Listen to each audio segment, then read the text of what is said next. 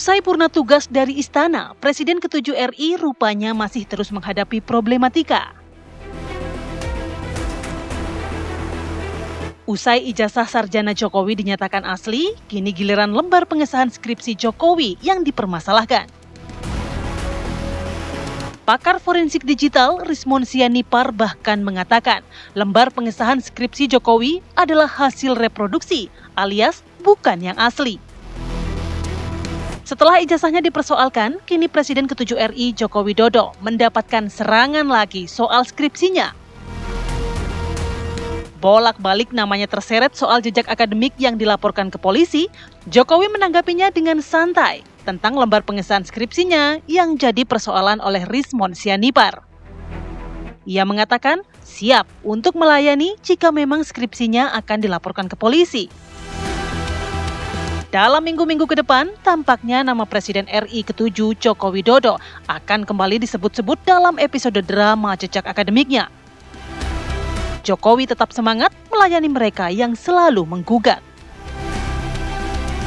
Tim TV One mengabarkan. Laporkan saja, setelah ijazah nanti dilaporkan, nanti skripsinya dilaporkan, setelah itu KK-nya dilaporkan, setelah itu KTP-nya dilaporkan, setelah itu SIM-nya dilaporkan, terus nanti sertifikat tanah rumah dilaporkan. Tak layani dengan baik.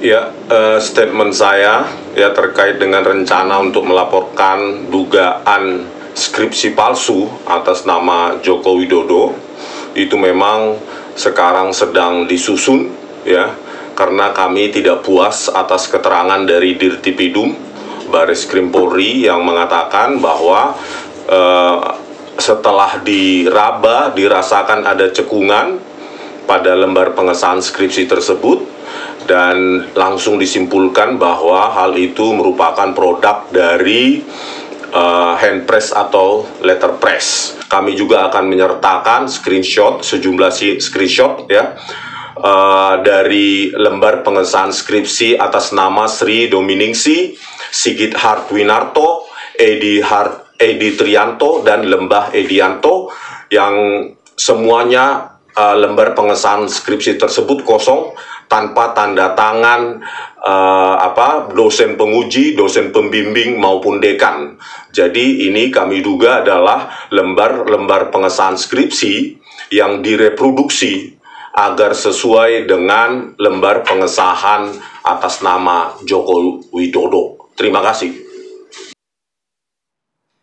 Ya, kalau di mana-mana kan habis gelap terbitlah terang begitu ya. Kalau ini habis gelap masih gelap gitu kan. Tapi kalau saya lihat-lihat, polemik ijazah Jokowi ini seperti kiprah Timnas Indonesia ya Put ya. Kalau Timnas Indonesia udah memasuki babak keempat gitu ya, kalau ini babak kedua. Setelah ijazah, sekarang polemik adalah skripsinya Pak Jokowi. Mungkin ada babak ketiga keempat kalau kata Pak Jokowi. Mungkin nanti ada SIM, KTP, sertifikat tanah juga. Nah itu nanti seasonnya akan banyak nih yang kita tunggu-tunggu begitu dia, kan. Ya. Nah tentunya pada pagi hari ini kami akan bahas bagaimana sih kemudian kok bisa sekarang sampai ke skripsinya Pak Jokowi dengan beberapa narasumber. Ada siapa aja nih Putri pagi hari ini? Pagi hari ini akan menjawab ya tudingan-tudingan tersebut. Ada Bang Freddy, bukan Mercury ya. Ini Freddy Alex Damani gitu langsung ya. Tapi sudah mirip juga ini seperti Freddy Mercury-nya Queen. Itu. Tur kemanapun media ya kan. Visit untuk kalau kata Bang Freddy. Media visit untuk menjawab ya tudingan-tudingan ini. Ada Bang Freddy Alex Damani. Selamat pagi Bang. Pagi. Kurang tidur kayaknya nih. Yoi. Kemudian juga di sebelahnya ini ada Mas Ahmad Kozinuddin. Ini selaku kuasa hukum dari Roy Suryo CS ya Bang ya. Betul. Mantap. Selamat pagi Bang Ahmad. Pagi. Ya. Dan di sebelahnya juga ada Mas Heri Firmansyah, pakar hukum pidana Universitas Tarumanegara. Selamat pagi. Selamat pagi Bang Heri. Assalamualaikum warahmatullahi. Harusnya Mas Heri duduknya di tengah ya. Apa ini memang sengaja dideketin begitu? Iya biar tarung gitu. Biar damai. Biar aman ya. Oke, mungkin kita pertama ke pihak yang menuding dulu nih. Nah ini ijazah kan sudah jelas ya dinyatakan bahwa asli begitu ya oleh petugas kepolisian Bareskrim.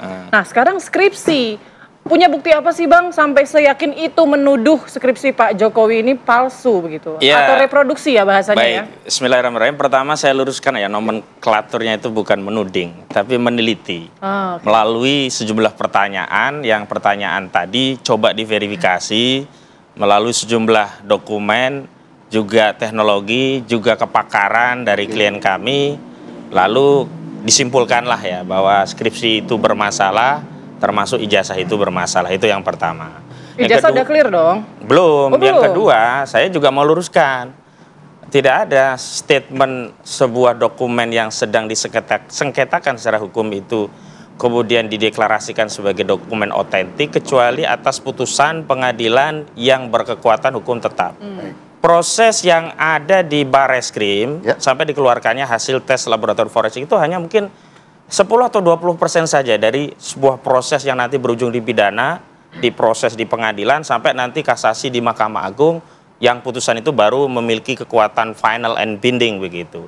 Sehingga lebih tepatnya kita ikuti saja ya nomenklatur resmi bahwa itu dinyatakan identik dengan sejumlah pembanding, belum disebut sebagai otentik. Tapi karena sudah ada 3 pembanding loh, ijazah Pak Jokowi dengan ijazah lainnya yang kemudian dinyatakan ini asli. Justru oleh itu Bareskrim. kami yang tidak pernah dilibatkan dalam proses itu, yang semestinya TPUA, klien kami Rizal Fadila dan kawan-kawan selaku pengadu di Dumas Bareskrim Mabes Polri dilibatkan sehingga ada kepastian bahkan keyakinan bahwa dokumen pembandingnya itu otentik, sehingga ketika ada sebuah dokumen dibandingkan dokumen lain yang otentik, identik, itu bisa bermakna juga otentik, sehingga klien kami juga harus terikat dengan hasil yang dilakukan oleh Bareskrim. Sementara hari ini, karena kami tidak dilibatkan, wajar dong kami kemudian tidak terikat. Harus dilibatkan atau mungkin melapor dulu aja gitu? Nah, itu ada proses, dan memang kami sudah mengajukan di Karwasidik Bareskrim Mabes Polri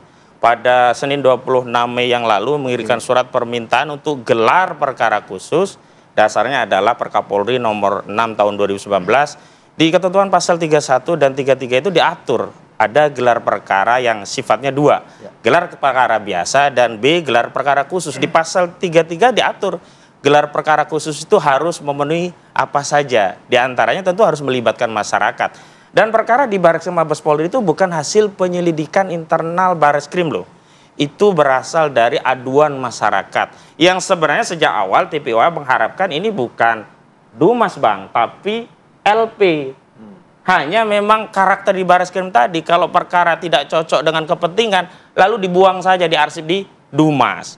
Itu sudah dilaporkan sejak Desember, 9 Desember 2024. Tidak pernah disentuh ini barang di arsip Dumas. Nah, barulah setelah saudara Joko Widodo melapor ke Polda Metro Jaya pasal mengenai dugaan fitnah dan pencemaran 30 April 2025, barang di Bareskrim ini baru jalan. Dan saya juga mau tegaskan, ada cacat prosedur di Bareskrim bahwa Bareskrim kan baru menangani perkara Dumas, bukan perkara pro justisia. Dan prosesnya masih penyelidikan, bukan penyidikan. Sehingga dalam proses verifikasi penyelidikan itu hanya untuk memastikan apakah peristiwa yang menjadi proses di Dumas ini masuk kategori pidana atau kejahatan atau bukan. Sehingga nanti bisa diterbitkan rekomendasi ini untuk diterbitkan LP sebagai satu tindakan pro justisia atau laporan polisi. Tapi tindakan Bareskrim sudah lompat seperti penyidikan. Kenapa? Mengumpulkan barang bukti itu bagian dari tindakan penyidikan. Apalagi melakukan proses terhadap barang bukti. Yakni dengan melakukan tes terhadap dokumen yang diklaim sebagai ijazah Jokowi, yang kemudian hasilnya dinyatakan identik. Artinya apa? Ada ketidakadilan dalam 2 hal, proses dan substansi. Prosesnya tadi meloncat, substansinya kami tidak bisa meyakini.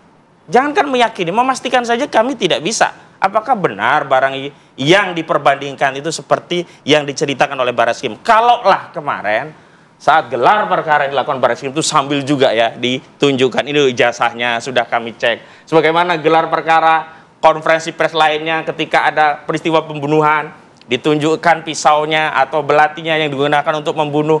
Kita mungkin agak kurang argumentasi atau tidak punya hujah untuk menyangkal itu. Lah ini kita tidak tahu barangnya. Ketika ditunjukkan barangnya juga fotokopi hanya di layar. Sehingga sampai hari ini bagaimana mungkin kami diminta untuk terikat, bahkan yakin terhadap hasil sebuah proses yang kami tidak dilibatkan, padahal proses itu kan berasal dari laporan Dumas dari TPUA. Yang kedua, celakanya hari ini seolah-olah perkara skripsi itu dianggap perkara baru. Padahal satu paket loh. 15 April 2025, Pak Rismon itu dengan Dr. Tifa dan yang lainnya sudah datang ke UGM bertanya. Nah saat itu dokumen yang diberikan oleh UGM resmi melalui wareknya ya, adalah dokumen skripsi yang kemudian diizinkan dipegang, difoto lembar per lembar dan itulah yang diteliti ya. Berarti skripsi dari sekarang situ, udah melihat aslinya begitu. Sudah, dan bukti yang ditampilkan ke media itu atas izin dari UGM karena dilihat, diizinkan, difoto, diizinkan. Nah, dari situlah kemudian dia lakukan penelitian.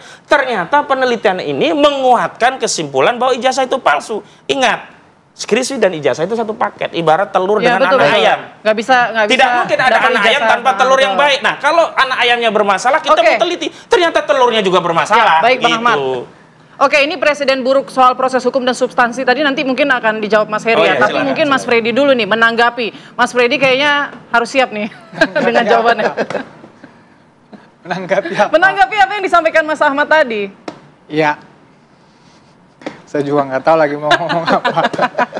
Ya tapi ya apapun yang kita sampaikan, apapun yang kita argumenkan, percaya ini nggak ada ujungnya. Kenapa? Ya karena memang niatnya bukan mau bukan mau ini selesai, ijazah ditunjukkan akan selesai ya. Jadi niatnya arahnya kemana? Skripsi ditunjukkan bukan selesai, emang mau cari-cari masalah aja gitu loh.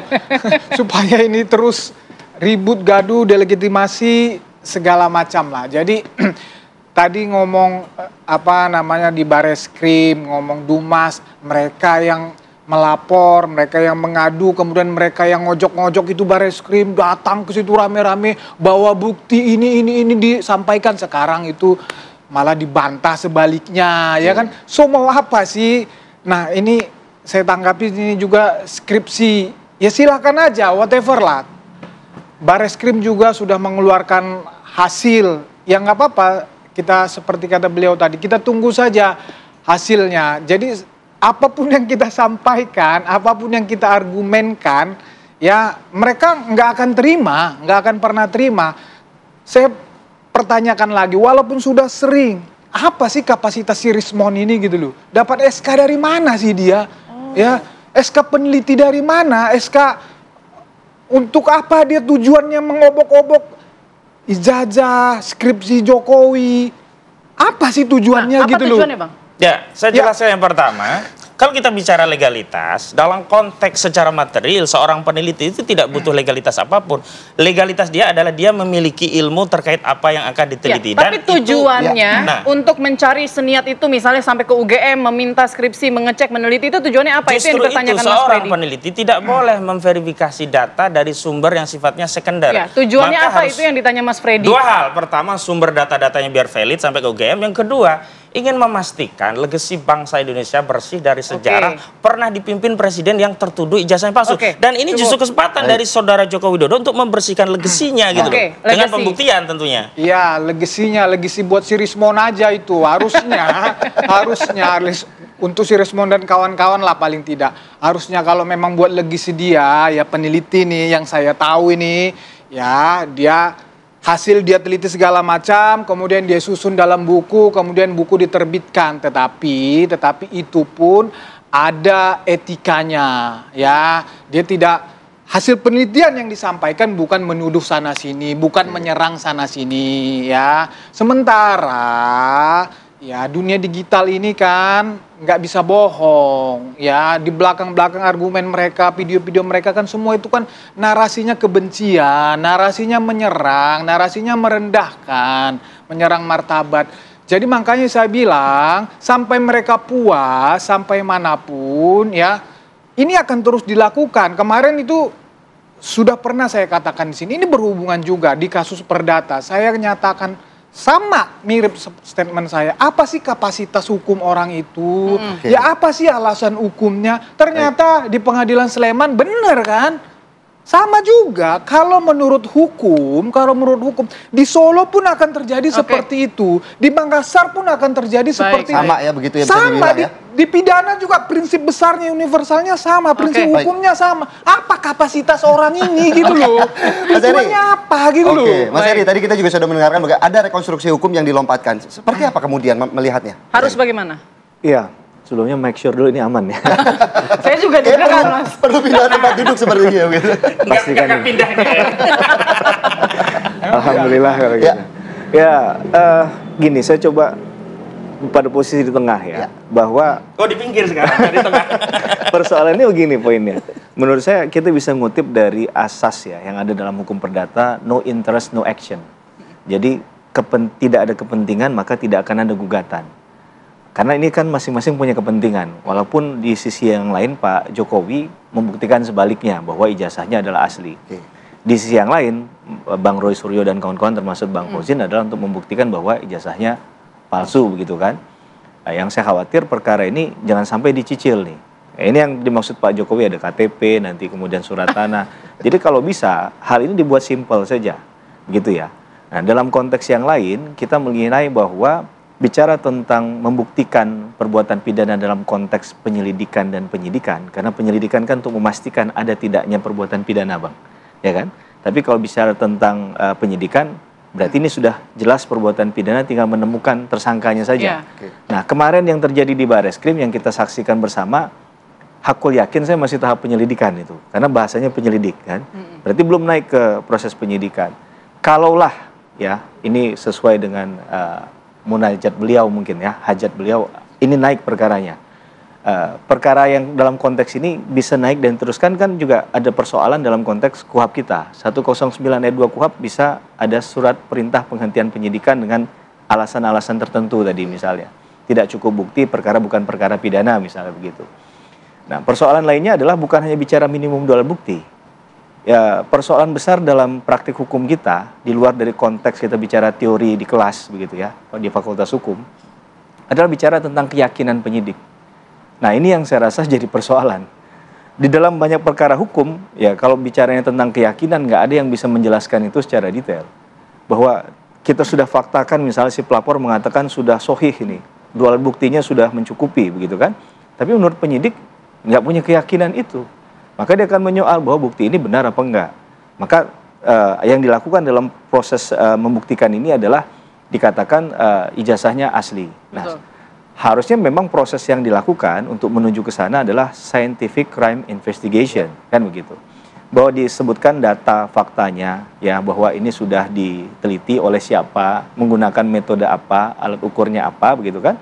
Kemudian mungkin tadi yang permintaan salah satunya disandingkan di depan tadi. Nah, tapi kan sekali lagi ini bicara tentang otoritas penyidik yang memang agak sulit kita ya untuk masuk ke dalam ranah kewenangan penyidik tadi.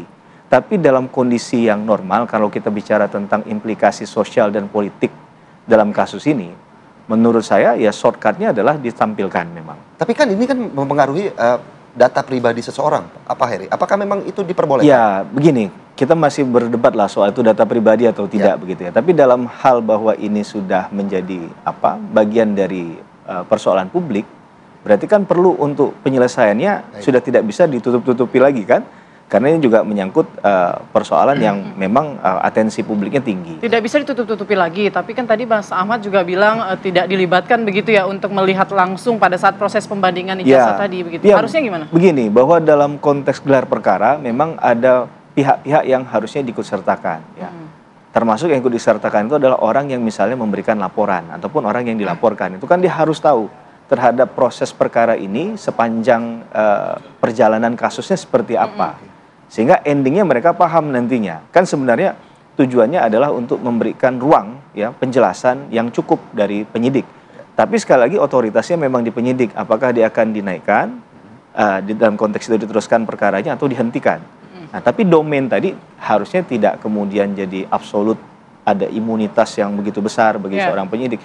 Ini pembelajarannya bukan hanya untuk kasus Pak Jokowi. Sebenarnya setiap laporan masyarakat yang disampaikan. Jadi kalau kita bicara hanya kasus Pak Jokowi seakan-akan ini bisa terjadi treatment khusus kan? Betul. Yang kita inginkan kan dalam general principle-nya adalah setiap laporan yang dilakukan endingnya sama. Betul. Nah, ini yang sebenarnya diminta. Kalau saya melihatnya bukan persoalan hanya Pak Jokowi saja, tapi akan melihat bahwa perlakuan hukum yang dilakukan oleh polisi dalam hal ini terhadap laporan-laporan yang dilakukan oleh masyarakat, endingnya harus seperti itu. Harus sama. Agar dia akuntabel, agar ada transparansi, dan kemudian no debate ya.